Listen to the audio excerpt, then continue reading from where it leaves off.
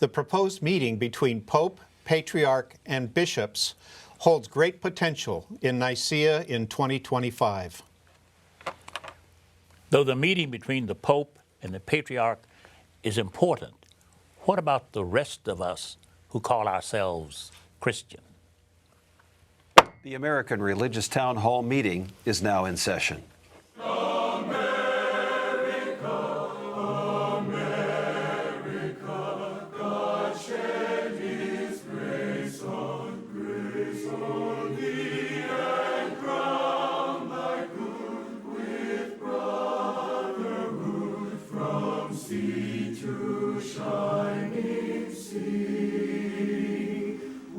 Welcome, friends, to the American Religious Town Hall meeting, where the discussion of religious, political, and social issues is meant to promote the cause of religious freedom and to help us better understand each other.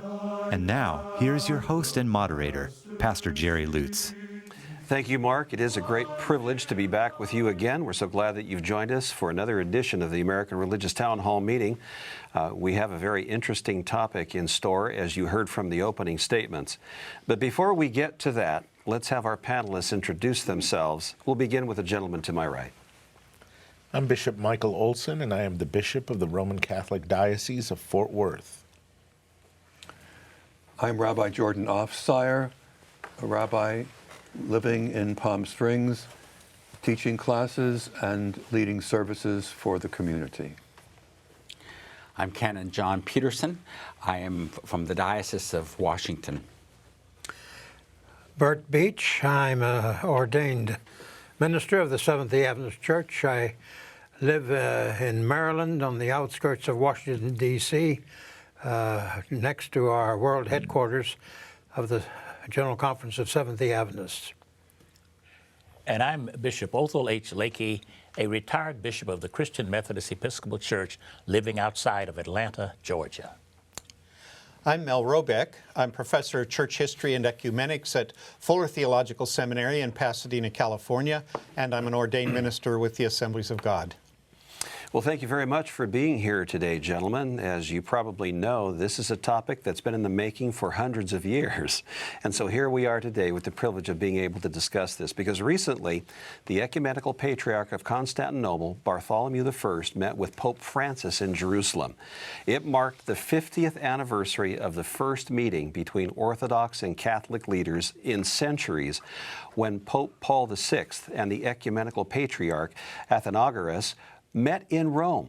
This year's meeting was the latest evidence of the thawing relationship between the Catholic and Orthodox churches, which have been separated from one another since 1054. That's AD, of course, long time.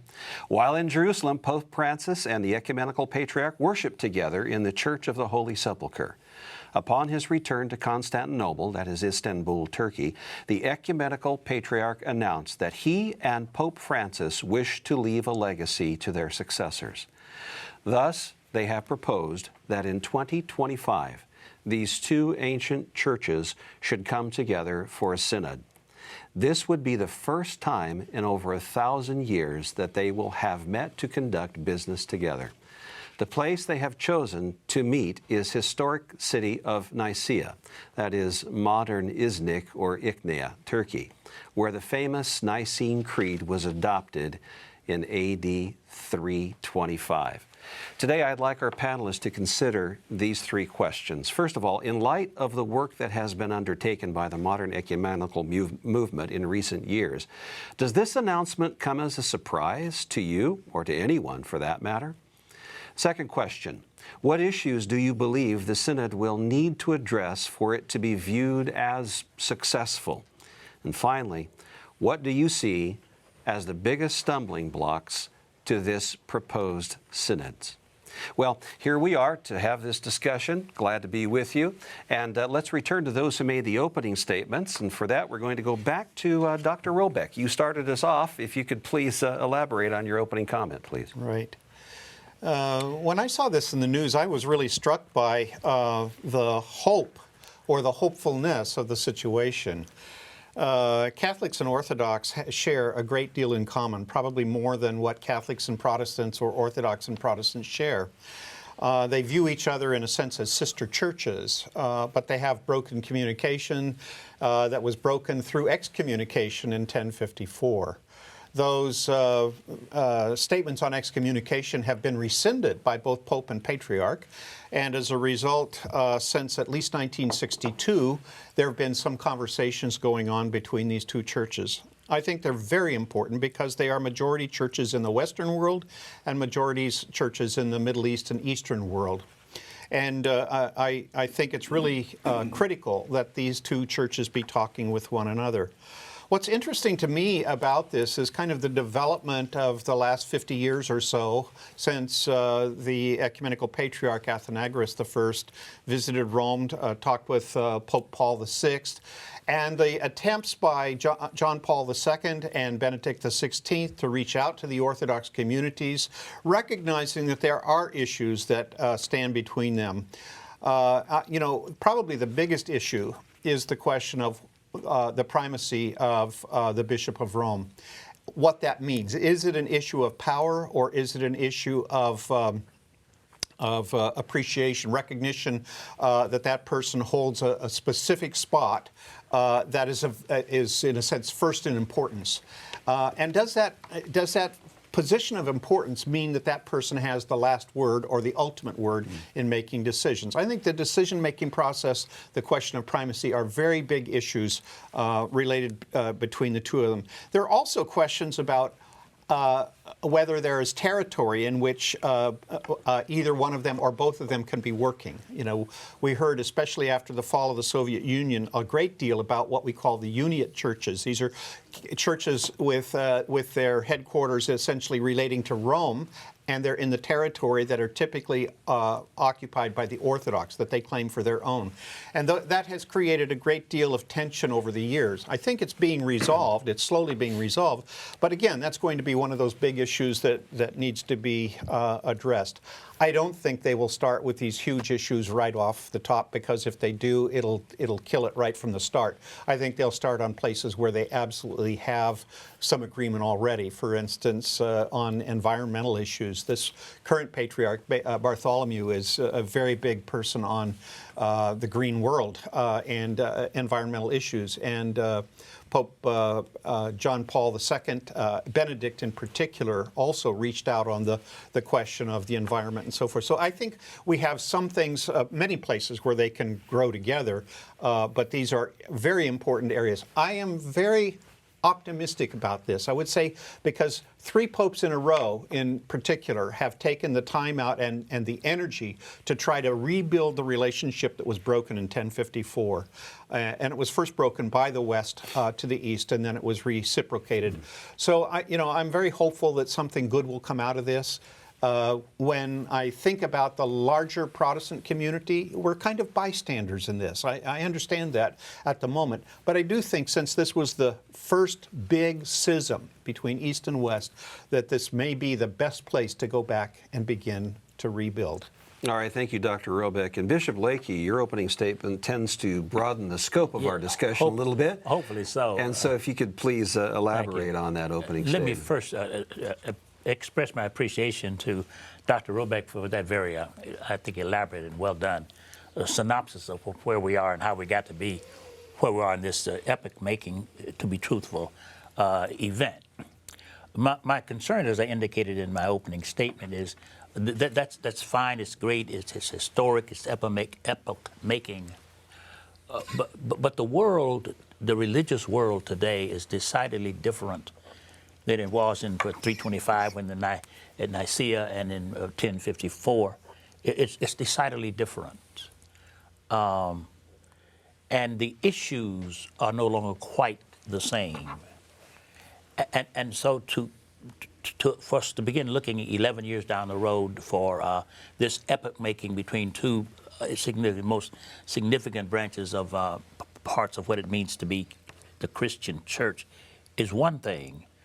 But to leave out almost totally in the discussion the rest of the Christian world, and then we're also in a world where other religions must be taken into account.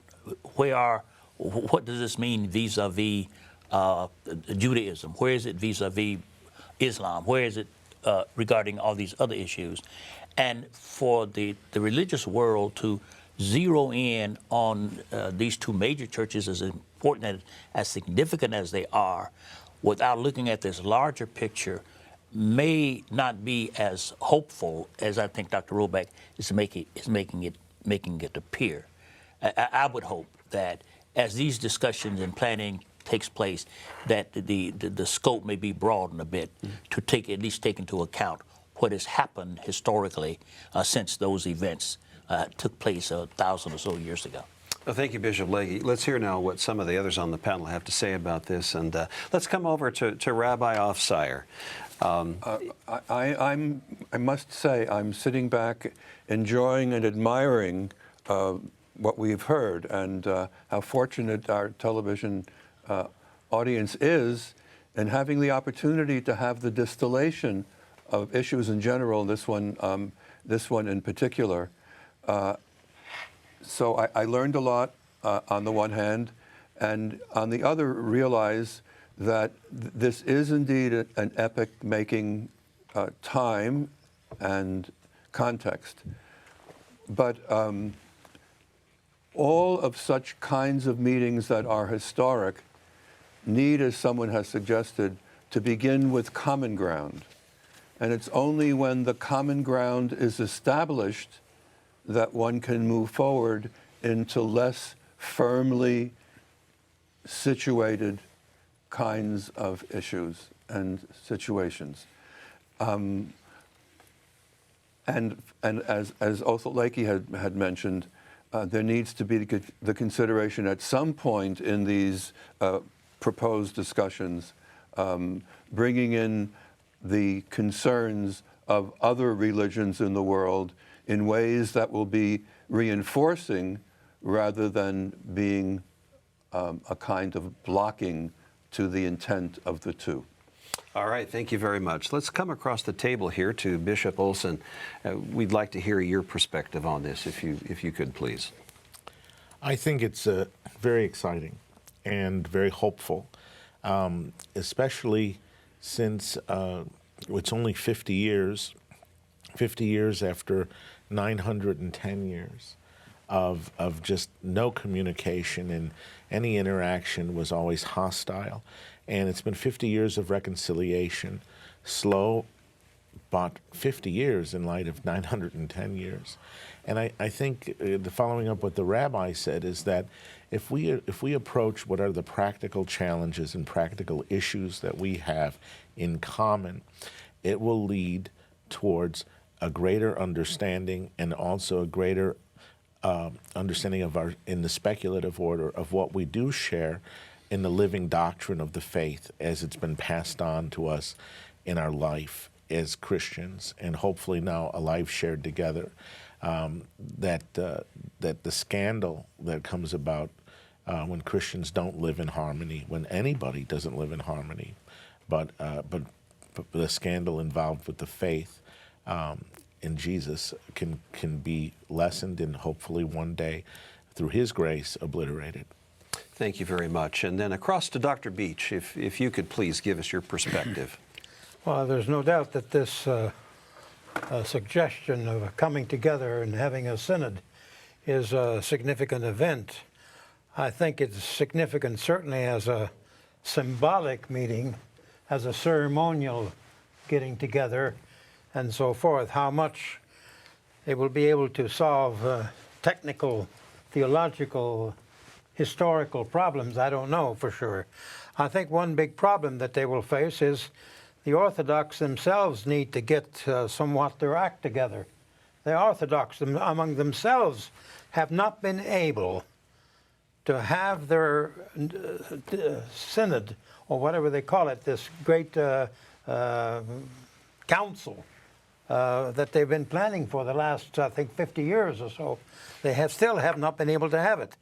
They talk about it, they still don't agree on everything. And I think this problem with the Ukraine and Russia and so forth is not going to help. Because right now the Orthodox Church in Ukraine and the Orthodox Church in Moscow are not in agreement, because the Orthodox Church in Moscow is supporting Russia's taking of the Crimea and events in Ukraine and so forth. So I think there's going to be a lot of problems to be solved. The supremacy of the Pope and the infallibility of the Pope and so forth, all that are issues that are very basic, that need to be discussed and not easy to solve. So, aside from the political ramifications, what are some of the risks involved? Is there a risk of opening back up old wounds and even going back to remember again why there was a schism to begin with in 1054?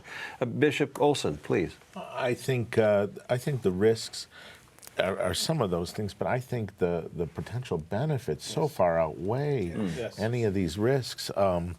And I think everybody is sort of seeing that now more clearly. I think, I mean, just the sense that it's of the locations. Canon Peterson earlier was talking about how this started in a meeting in Jerusalem, where the faith started, where it was received among the Gentiles. And then Nicaea, the site of something that everybody basically agrees upon. All right, so we're starting in a place symbolically that we all have in common. Then furthermore is the sense of that what we share. Now, to keep this from being simply symbolic requires what is the work that's being done leading up to 2025 in the preparation for this. And that involves honesty and transparency on all of the participants in this gathering. All right, thank you. And Canon Peterson, please, if you could give us your perspective. I want to say how enthusiastic I am and excited to use the bishop's words. I was in Jerusalem, actually, at the time that the Pope Francis made his historic visit there to both Amman, Jordan, and to Bethlehem. And I would describe it as an electric moment. And one of the reasons why it was an electric moment, it was because the ecumenical patriarch from Constantinople, Bartholomew, came to Jerusalem to be able to celebrate these 50 years that's been discussed already around the table. What is surprising about this is that both Bartholomew and Pope Francis stood together, as was in the moderator's statement, at the tomb in the Holy Sepulchre.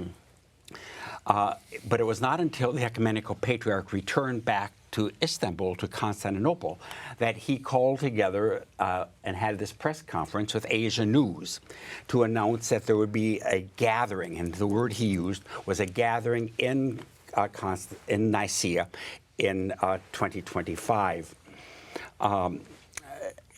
What is interesting about this is why he chose to go back home to make this announcement instead of standing at the tomb in Jerusalem, and the two people, the Pope as well as the ecumenical patriarch, making this announcement of the intention that this was happening. And consequently, the Vatican, since that time, has issued a statement that indeed there has been no formal announcement or convocation from their side in relationship to this gathering in Nicaea. And that the Vatican is certainly urging people not to jump to conclusions that there would be an ecumenical council per se, but a gathering that would involve bishops and other from the Orthodox as well as the Roman Catholic world. However, steps are also now underway in Jerusalem and to start having meetings between the two sides. And the first one is going to be headed up by the patriarch in Jerusalem, Theophilus III, who is very much ecumenically minded, and there could not be a better person to head this. So the seeds are here. And the question is, how will the seeds be planted and how will the seeds be germinated? And particularly, I, as an Episcopalian, as an Anglican, am very concerned with the issues that you raised. How will the rest of Christendom be involved, as well as other major faith traditions? And this is all things that will certainly have to come out of these 11 years of planning if 2025 is actually going to take place. Well, thank you. Just a few seconds we have left. If Bishop Olson, you want to respond to that. Just really following up briefly, the fact that the Vatican really hasn't issued a statement on this is significant enough in the sense that I think he's letting the Orthodox take the lead, which is something that in the past, oftentimes from the Roman side of domination, it plays the role of a renewed role of what Rome's involvement is in these matters. Well, thank you. I'm afraid we're out of time for this segment. I'm sure we're going to be coming back to this subject in days, if not years ahead, as we approach this ominous date, or this important date, as we come nearer and nearer to it. But there is a very important announcement I'd like for you to hear, so stand by. We'll be right back. Thank you, Pastor Lutz. We hope you are enjoying today's program. If you would like to learn more about the American Religious Town Hall, please visit our website at americanreligious.org. That's americanreligious.org.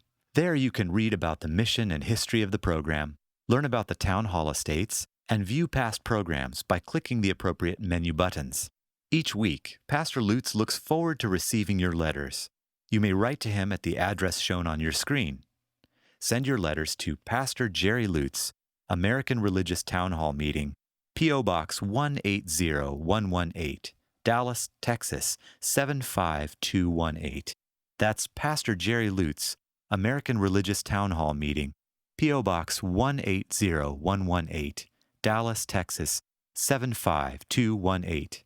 Thank you for writing, and thank you for watching. And now, back to you, Pastor Lutz, and today's closing statements. Thank you, Mark. It's true that through the years we've gotten some really good suggestions about programs, and we're also very appreciative of those who hold us up in prayer from week to week as we gather around this table. Thank you for that, and we do welcome your other contributions as well. Whether they are monetary or suggestions, please write us. We'd love to hear from you. Now we're going to go to our summary statements, and for that we're going to turn to Bishop Olson to begin. The hoped for and planned for gathering in 2025 is a subject for our prayers, but also for our intense preparation that will lead to greater unity and healing of old wounds and more gratitude for the gift of our faith given to us by God. Thank you. And now to Canon Peterson. I was going to basically say what Michael said, but I will put it in the context of our viewing audience, that it is certainly my hope that you will put this as an intention in your own prayers, either as Christians or as Muslims or Christians or Jews, who's ever listening to this program, will have this intentionally as your prayer as the church looks forward to the possibility of being able to have a unity in which all of us will be able to come together. Thank you very much. And now to Bishop Lakey. Thank you very much. In our tradition, we have a song we love to sing. It's called When We All Get to Heaven, What a Day of Rejoicing That Will Be. And of course, we anticipate that rejoicing. But we must understand that that togetherness in heaven must begin with our coming together a little bit more here on earth. So I rejoice that the Pope and the Patriarch are beginning these discussions. I hope that they will include, as time passes, more of us who hold the same faith and share in the same tradition. All right, thank you very much. And now Dr. Robeck, please, your summation. Sure. As a Pentecostal, ecumenism is not necessarily held in high esteem, this whole idea of churches getting together. But I do think very strongly, as a Pentecostal who is also an ecumenist, that God is at work, not only in the world and in our own churches, but in the larger historic churches that many of us have left, or larger churches that we have continued to denigrate in our word, in our deeds, in our actions, and so forth. And I would invite the audience to pray regularly for the church as a whole, that God would continue to bless the entire church, and that we will, in fact, grow together in the ways that we're supposed to. John the Apostle wrote the great commandment that Jesus said over and over again, that you're to love one another. You're to love. That's the new commandment. You are to love one another. And I think this is a great manifestation of the potential for love between Orthodox and Catholics at this point in time. Thank you very much. And now to Dr. Beach, your summation, please. Well, I don't know what to say exactly, because it's something that I'm no prophet, so I cannot foresee exactly what's going to happen. You have two majority powerful historically with a lot of historical baggage institutions coming together. And it depends what they do. As for us, looking on, it's not just a matter of them getting together and kissing each other and saying, let's forget what we did in the past and so on. How about the future? Is there going to be religious liberty for everybody? Is there going to be the primacy of the Bible and the Scripture and so forth? These are all issues we will be watching very much with interest and hope for the best. All I'm right. not going to add the last phrase that usually comes with that. All right. Thank you very much. And now, Rabbi, your summation, please. Yes. As someone who doesn't represent either the Catholic Church or the Orthodox Church, I want to step back and place this question, which is exceedingly interesting and important, in a broader context. And it is this. What we are witness to all around us is continuing confrontation. Confrontations leading to war and destruction. It is characteristic of what's going on in our world. And what we need is a universal distillation of this proposed gathering, which is the sense of reconciliation, of finding common ground in this wonderful world in which we live, but is being defaced and defamed by the most terrible among us. Remind you about Yeats and the Second Coming, and the worst are full of passionate intensity. We who reject those worst must identify with that spirit of reconciliation. Well, thank you very much. A great way to close this program out. And thank you, gentlemen, for all of your comments and the good work that you put into making this program what it has become. I'm hopeful that it was important for you as a viewer to be in on this with us. While we might not know with any degree of certainty how this outcome will be for all of us, let's hope that they follow the example of the American Religious Town Hall and have an open and honest discussion, even as we do here every week. Hear, hear. The charter of the American Religious Town Hall provides that Roman Catholics, Protestants, Jews, educators, and others may appear on this program and can declare their beliefs without hesitancy. And the rest of the members of the panel will uphold and guarantee that American right to all who will appear, irrespective of race or creed, so that the rest of the world can see that here in America we believe in civil and religious freedom, not only in theory, but in reality. And now, friends, until next week, at the same time and over the very same channel, the American Religious Town Hall meeting stands adjourned. And may the God of all of us bless all of you.